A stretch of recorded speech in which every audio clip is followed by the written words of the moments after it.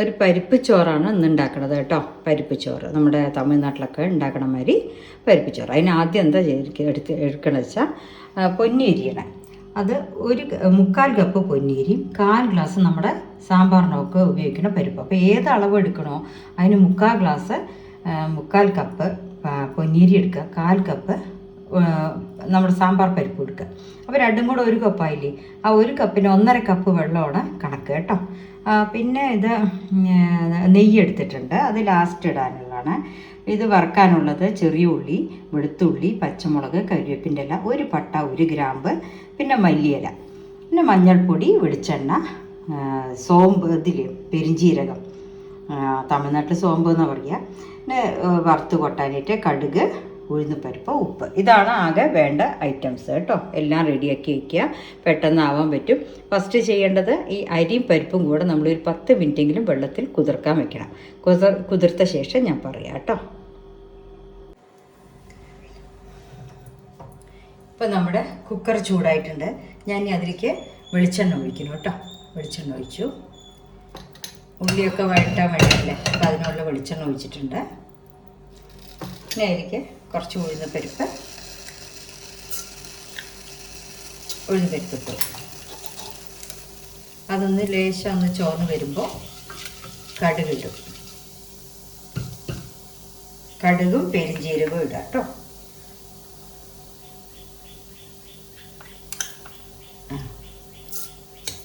കുറച്ച് കടുക്, പെരിഞ്ചീരകം നന്നായിട്ട് 1 സ്പൂൺ തന്നെ ഇട്ടോളൂ. 1 സ്പൂൺ പെരിഞ്ചീരകം. പിന്നെ 1 പട്ടയും ഗ്രാമ്പും എടുത്ത് വെച്ചിട്ട് അതിലിടുക. അതൊന്ന് മണം വന്നാൽ നമ്മളിത് നീളത്തിൽ മുറിച്ച് വെച്ചിട്ടുണ്ട് ചെറിയ ഉള്ളി, വെളുത്തുള്ളി, കരിവേപ്പിൻ്റെ ഇല, പച്ചമുളക്. ഇതിനെതിൽ കൂടെ ആഡ് ചെയ്യണം.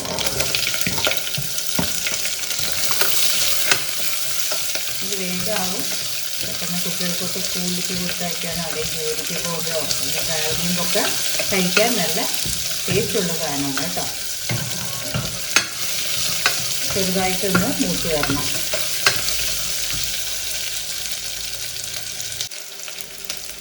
ഇപ്പം ചെറുതായിട്ട് വാട്ടിയാൽ മതി, വല്ലാണ്ട് ചുവന്ന നിറമാവേണ്ട, ഒന്ന് വാട്ടിയാൽ മതി കേട്ടോ. അപ്പം ഞാൻ പരിപ്പും അരിയും കൂടെ കഴുകി വെച്ചിട്ടുണ്ട്. ഇതാണ് ഇടാനുള്ളത്. 1 ഗ്ലാസ്സാണ് ഇപ്പം രണ്ടും കൂടിയിട്ടുള്ള അളവ് കേട്ടോ. പരിപ്പിൻ്റെയും അരിയുടെയും കൂടുള്ള അളവ് 1 ഗ്ലാസ്സാണ്. അതായത് ഏത് അളവ് എടുക്കണോ അതിന് കേട്ടോ. 3/4 ഗ്ലാസ് അരി, 4 ഗ്ലാസ് പരിപ്പ്, 2 ഗ്ലാസ് വെള്ളമാണ്. ഞാനപ്പോഴേ 1.5 എന്ന് പറഞ്ഞത്, അതല്ല 2 ഗ്ലാസ് വെള്ളമാണ്. 1 ഗ്ലാസ്സിന് 2 ഗ്ലാസ് വെള്ളമാണ് കേട്ടോ ഈ അരിക്ക്. അതിപ്പോൾ ഓരോരുത്തരുടെ വീട്ടിൽ ചില വ്യത്യാസമുണ്ടാകും. ഞാനിപ്പോൾ ഗായത്രി പൊന്നിയാണ് ഉപയോഗിച്ചിരിക്കുന്നത്, അതിനതേ വേണ്ടത്. ഇതിനകത്ത് നമ്മളിങ്ങനെ അരി നന്നായിട്ട് അത് ഇളക്കി കൊടുക്കുക. കുറച്ച് മഞ്ഞൾപ്പൊടി ഇടുക, ഉപ്പും ഇടുക, ആവശ്യത്തിന് ഉപ്പിട്ടോളൂ. നമ്മൾ വെള്ളം ഒഴിക്കുമ്പോൾ അതിൻ്റെ ടേസ്റ്റ്, ഉപ്പ് പാകത്തിന്.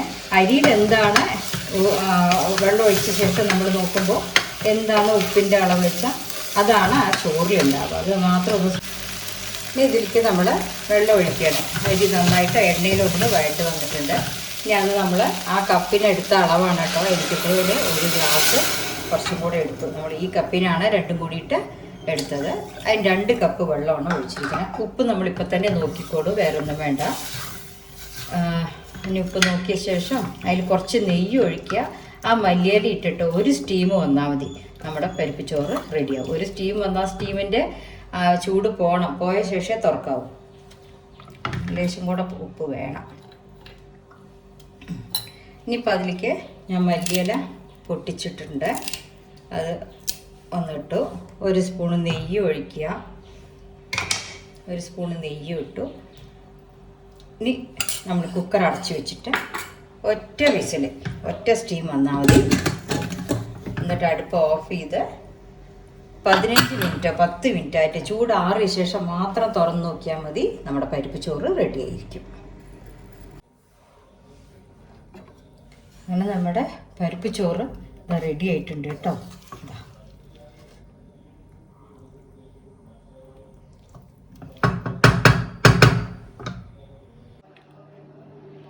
അപ്പോൾ പരിപ്പ് ചോറും പിക്കിളും റെഡി ആയിട്ടുണ്ട് കേട്ടോ. എല്ലാവരും ഇതുമാതിരി ഉണ്ടാക്കി നോക്കൂ. Thank you.